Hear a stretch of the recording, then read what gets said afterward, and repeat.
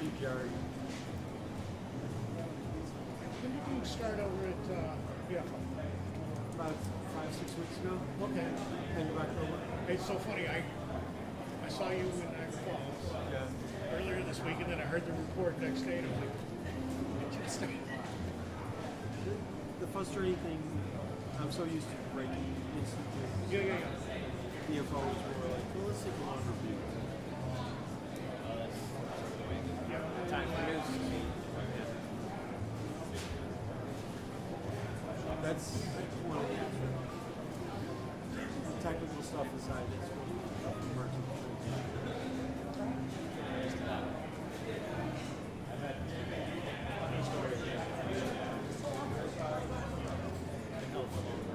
Even with just a few hours. Everything else well? Yeah. Public. I did look last year, so if you come back, I feel you. Because I know you're on it.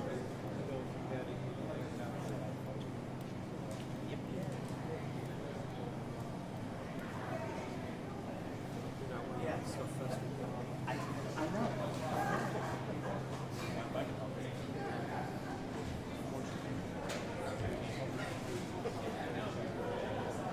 Yeah, well, it's still I know, sometimes they're forcing beyond our control.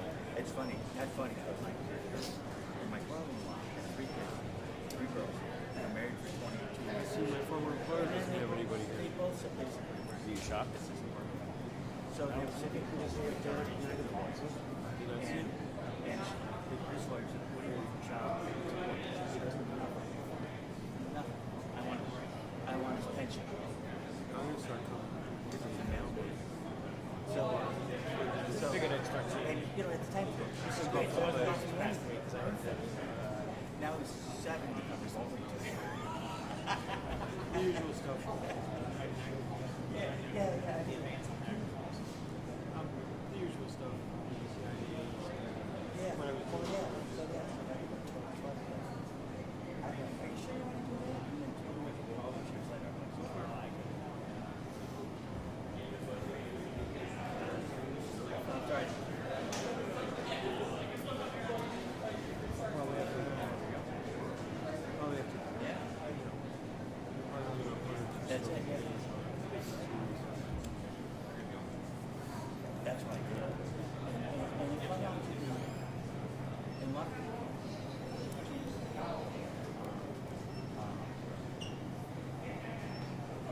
Invested. I put it together. We used to invest in it. I invested upfront. So.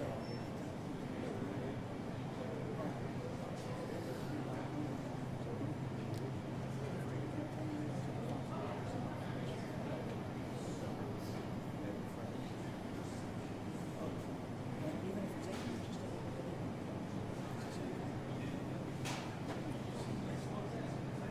Imagine being just a casual shop. Where might that be? there's 1 or 2 back.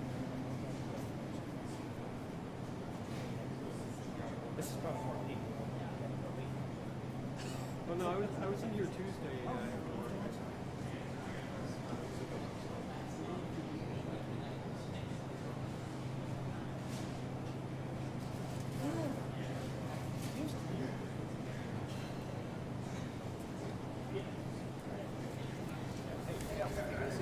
Great work with it.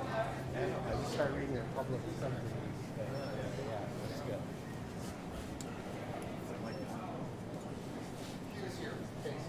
Nope.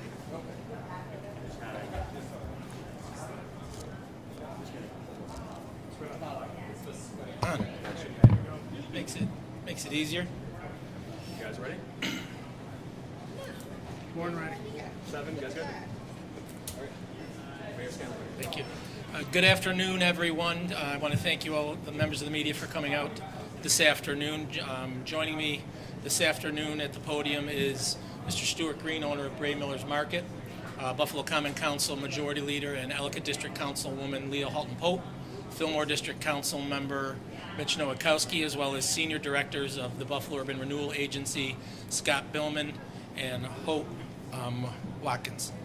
And so thank you again for coming out. Today I have the responsibility to share the unfortunate news of the impending closure of Braymiller Markets located in downtown Buffalo at 201 Ellicott Street. The closure will take place in the next week to 10 days. Braymiller Market has been a valued part and partner of the downtown community for the past 3 years, providing resources to the residents and workers of the Central Business District and the surrounding neighborhoods. I think we all know the story of Braymiller Market here at 201 Ellicott, a plan that was put in place pre-pandemic, construction taking place as we entered into the pandemic, opening shortly thereafter. And the closing of this market is a direct result of the unprecedented challenges brought about by the COVID-19 pandemic. With an estimated 30,000 fewer people in downtown Buffalo on a daily basis, a shift to remote work, extended business closures, the economic and foot traffic conditions required to sustain the market were severely impacted. This is not unique to the city of Buffalo, but reflects a nationwide trend where small businesses, particularly in urban centers, are struggling to adapt to shifting economic and social conditions. Despite significant efforts by Mr. Green, including personal financial investments, public and private partnerships, the post-COVID-19 environment simply made survival untenable. As we all know, at one point there was a loan extended to Braymiller Market and Mr. Green, along with investment from Paul Simonelli as well. I know there was criticism of that loan at that time, but I can tell you as a member of the council at that time who was excited at the possibility of a market opening downtown, we were able to use the loan to Braymiller as leverage to bring $3.5 million into our small business community through a small business grant program with Grow America. And that has resulted in small grants going out to 236 small businesses in every district across the city of Buffalo, nearly half of them being minority owned, which is a key reflection of the commitment of the city of Buffalo to equitable economic recovery. Obviously, there's some great concern of what will happen to this property moving forward. I can tell you that a public use has been identified and an announcement will be made soon. We are working diligently to finalize lease terms and to ensure that this location continues to serve as an essential part of this neighborhood. I want to take a moment to thank Stuart Green for his bold vision and unwavering commitment to this location and addressing a long-standing food desert here in downtown Buffalo. I was talking to Stuart beforehand, and you know, there's a lot of all other grocers who balked at the possibility of bringing a grocery store to downtown Buffalo, and Stuart was willing to invest at great personal risk and invested in downtown Buffalo. His leadership and partnership have been invaluable to the residents of the East and West Buffalo and the downtown community. We are deeply grateful for the investment made by Braymiller Market, Paul Simonelli, Evans Bank, and all the partners who believed in the importance of this location and this store being here in downtown Buffalo. Again, this was a collective effort to ensure that there were resources and food options for people in downtown Buffalo. And if you look around other cities of our size, they do not have grocery stores in their downtown core. But again, it's something we'll continue to fight for. So with that, again, I want to thank Stuart Green for his commitment to this project and welcome him to the podium at this time.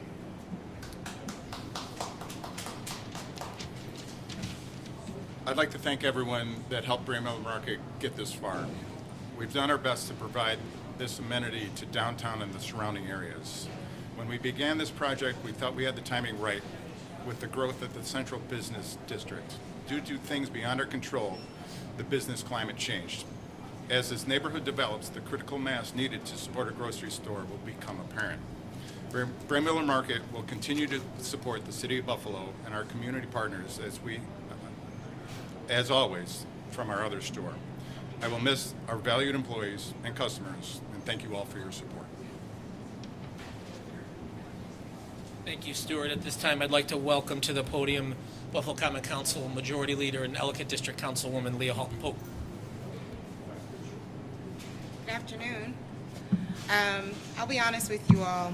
This isn't a great day for me. It's not a great day for my constituents. It's not a great day for the neighbors next door, one of which just left out of here from shopping. So I'll be honest with you, I'm pissed that this is where we are. However, this is what happens when a pandemic hits and the economic impact. This is how we see it play out in the long run. And so I do want to thank you for making an effort, Mr. Green. I was not here to vote on how this money was spent in the first place. I was not here to leverage the loan amount that was given to Braymiller, but I did see the benefits that did happen in other parts of the city because of that leverage. However, that doesn't address the need for having more than one grocery store in my district. This was one of two. And to see my constituents walk out of here with groceries knowing that next week and they live next door, they won't be able to walk is a problem for me.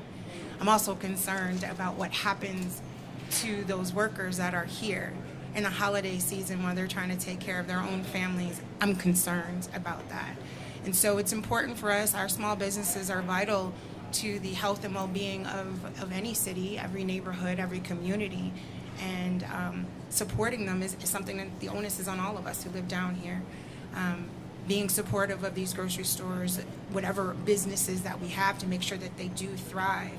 My question is, whatever happens next, I'm hoping that it includes continuing to make sure that there's access to healthy food options, that there are employment opportunities for individuals, and that our city as a whole, especially downtown, especially when we have people who are living in affordable housing, have access to fresh fruits and vegetables and all of the quality things that they need in a pinch right next door. What are we going to do for that next? So I'm a little bit concerned. This is a sad day for me as the Ellicott District Council member. It's a sad day for the Ellicott District, and it's a really sad day for these constituents who will be without in the upcoming days, and weeks, and months ahead. Thank you. Now welcome to the podium, Fillmore District Council Member Mitch Nowakowski. Thank you, Mayor, and thank you, Stuart, for really trying to stick it out here in the Central Business District in downtown Buffalo. And I already let my team know I'm going to let it rip, because we need to talk a lot of truth of why we're here. We are not here due to Stuart. We are here because of the pandemic that hit all of our communities and the hemorrhage of over 30,000 office workers that came to downtown Buffalo, providing sales tax and revenue to businesses all over the city. And this became a punching bag in the previous council of why to give Braymiller money. Now, I'm going to say a funny story, but it's true. The original vote that to give Braymiller money failed in the Common Council. And I'm quoted in Mr. Shoemaker's article that says the mayor of Buffalo at that time didn't do enough to get council members to vote for this or make enough sense of why we should support this. I get a call from then an administrative assistant that told me that the mayor would like to see me. He pulls out the article and says, "You state that I did not do enough to get this passed through the council," and I didn't. So at that time, the council members were able to broker a deal to get Braymiller the money that they needed to keep them operating and keep workers here in downtown Buffalo, and then leverage $400,000 for each councilmatic district to deliver to their businesses. Every single dollar in my district has been dispensed. Some districts not.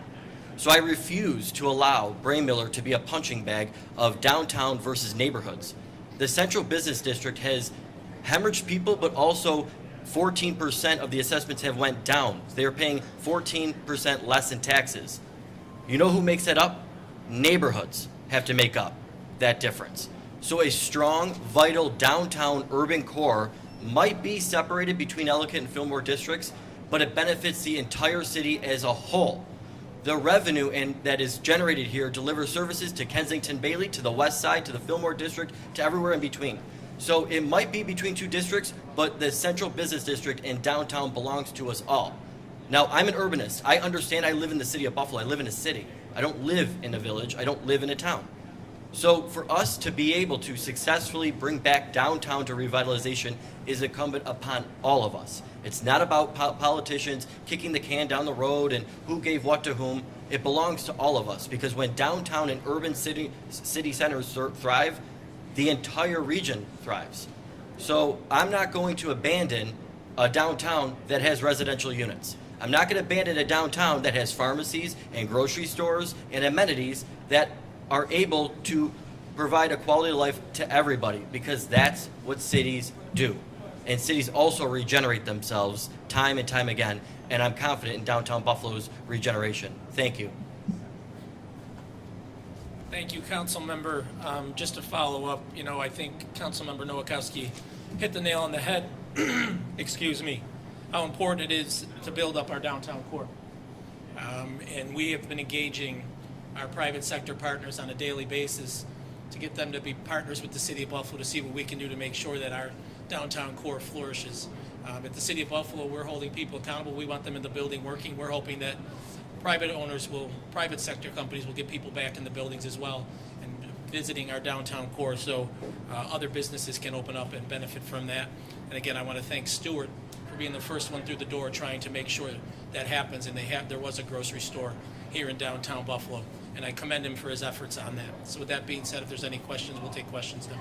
What happens now in terms of a grocery for downtown? Is the idea dead? Does this prove that it can't work? No, I don't. I think, as everyone's mentioned up here speaking, it's a victim of circumstances, right? And the pandemic that hit, it's terrible timing for Mr. Green and for Braymiller Markets, for the City of Buffalo.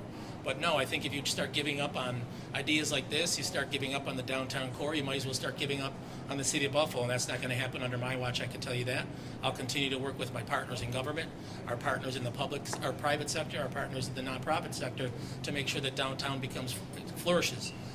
And we'll do whatever we can to make sure that happens. So where will you look? Public use of this building, what more can you say about it? Sometimes things don't come to fruition, so I don't want to go into too much, but I think in the very near future, you'll get an announcement out of us about what it is, but it'll be a very public use that will lend itself perfectly to this community and what this community needs. Public safety? Public safety related? Perhaps. Do we think that this closure reflects poorly on the city or where the city is at right now with the downtown situation? No, like I said earlier, this is reflective of urban centers across the entire country trying to rebound from the COVID-19 pandemic. People working remotely, all downtown centers across the country have fewer people in them. And unfortunately, this is just a victim of terrible timing, unfortunately, something that we couldn't foresee. No one, when we were going through conversations with Braymillers and Mr. Green about opening up in downtown Buffalo, and he was ready to take a chance on downtown Buffalo, no one could foresee a pandemic coming on the horizon. So unfortunately, I said it's a perfect storm of circumstances that have led to this. It's nothing that Mr. Green did, nothing the employees did here. Mr. Green and the loan he received, he's met every benchmark that was required of those loans and exceeded a number of them, quite frankly. And so I commend him for the efforts he's put in here. To follow up on that, though, will any of it be repaid? What happens with that that's approved by the town council? Yeah. So as of right now, I don't believe the city is required to pay any of it back at this point, so I think we're all set there. Do you think it was a mistake now? What? Does Mr. Green have to repay any of that to the city? Particulars on it? Yeah. Scott? You want to talk to particulars on that? Sure. We can skip the name titles. Scott Billman, Senior Director, Urban Renewal Agency. And the question? Yeah. What happens to this loan that was approved by the common council? Will Mr. Green have to repay any of it to you? What exactly is the status of the loan? So the status of the loan is that we have currently not called it into default. The main purpose of the loan was to allow the HUD funding to flow to the market for assistance. And the basis of the funding is based on the number of employees that are held as full-time employees by the market, retained or created. So for each employee, you get a certain amount of HUD assistance. It's about $80,000 per employee. In fact, the market employed at least three times that amount that was needed. So in HUD's eyes, it is a completed project that met its goals, and the objective of retaining and creating jobs in the city was completed. Let's just go back to Under the terms of the loan, however, this store has to remain open for 2 years, and if it's closing next week, that's way before the 2 years. Again, there's two conditions. One, to satisfy the HUD requirements, which are good. The additional year that's in those agreements has not currently been called as a default on the market. Will you call it? As of now, we have not called it. Do you plan to call it? There's no plan at this time. Why? Why not? Well, I wouldn't plan to call it because if you look at this store and the people behind us working, that $500,000 kept these people working, kept putting food on their tables, kept roofs over their head. So I don't see why we would call it back. But Mr. Green not only met the requirements of the loan, but exceeded those thresholds by nearly 3.5 times that threshold. Charlie, So do he you did think, not- Charlie, just in hindsight, going with that, do you think that, you know, it was a mistake now to give this bailout a year ago, or? No, I don't believe so, and I voted as a member of the Buffalo Common Council to approve the loan because not only did it provide Braymiller a chance to continue operating, people to continue working here and provide for their families, customers an option here to shop, but it also leveraged $3.5 million worth of small business assistance to every district across the city of Buffalo, which has impacted 236 businesses. So couldn't you have used that money? Couldn't you have used that money anyway, even without the leverage? I mean, the leverage, you had that money available that you could have spent on those businesses and more businesses. Yes, but at the time, no one was talking about doing that. There was no conversation about that happening. And the fact that the conversation started about assisting Braymiller because of how important other people thought it was, how important I thought it was to ensure we had a grocery store in downtown Buffalo, we were able to turn that into $3.5 million for other small businesses across the city. So to be clear, the city doesn't intend to claw back any of that money? Not right now, no.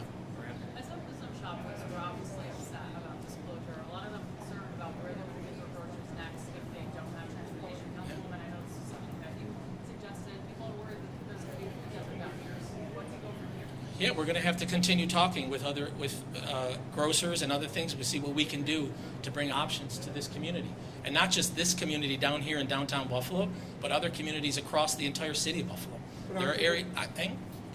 There are other areas in the city of Buffalo suffering from the same situation, food deserts and things of that nature. So we'll continue to work with my partners in government, on the council, the federal, the state, the county level, whatever we can do to make sure we're providing fresh food options for everyone in every corner of the city of Buffalo. I just want to ask. If you're talking to another retailer, developer, and you know everybody lines up to be number two here, they're going to point to Braymiller not working out. Doesn't that make it a tougher sell for you? Say, Well, I think we can't work on that alone. We have to work on the downtown core as well and getting people back down here and repair the situations that led to the closure here. You can't just say, all right, come on in and turn the key and open the grocery store again. You have to work with our partners in the private sector and otherwise to make sure we have more people in downtown Buffalo. Build this core up, get people living down here, get people visiting down here, entertainment, everything you can to get people living down here so that this store, this location or another location, whatever it might be, could be successful in the future. Number of employees is 36. That's 36 families impacted by this. So this is not, I don't think this is a decision that's entered into lightly by the city, by the Buffalo Urban Renewal Agency, by Mr. Green. No one wants to have 36 families without a paycheck during the holiday season. So it's not a decision that's been entered into lightly, but unfortunately the market conditions have kind of dictated it. Do you think this was the wrong location? No, I think we're in here in downtown Buffalo, and we should have a grocery store in downtown Buffalo. I mean, And, specific, like, was this right here the wrong location? Would there have been a better location within downtown? I mean, I don't see how moving the location 6 blocks in any direction would impact it. You know, the market situation was the market situation after the pandemic, and 30,000 people being down here get impacted whether it's 6 blocks that way or that way. All right, guys, thank you. No more questions. Look for the Brown administration when they propose this project. I'm sorry, Kristen? Does it have some bad look for the Brown administration when they propose this project and they intend to go? No, I think you have several different areas of government, different levels of government that were in favor of this happening. And again, unfortunately, we got to a point where it opened, and again, Mr. Green was willing to take the chance to come down to downtown Buffalo. A very successful operation out in Hamburg, and could have stayed there and continued moving along with his life, but decided to take a chance on downtown Buffalo and the city of Buffalo and its residents. So I don't think it was a mistake or a black eye or anything on anyone, but unfortunately, COVID-19 and the market conditions have put an end to it. One more, then we gotta go. I'm sorry to harp on this again, but the terms of the loan specifically said it's got to be over for 2 years, and you're saying that you're just going to write off that loan even though it's closed in a year. Please explain Yeah. more about that. In speaking with general counsel from the Buffalo Urban Renewal Agency and other people within the agency, it's explained to me that criteria have been met, and so therefore we will not call into question the loan. What criteria? That's it. Thank you. Thank you. Thank you, everyone.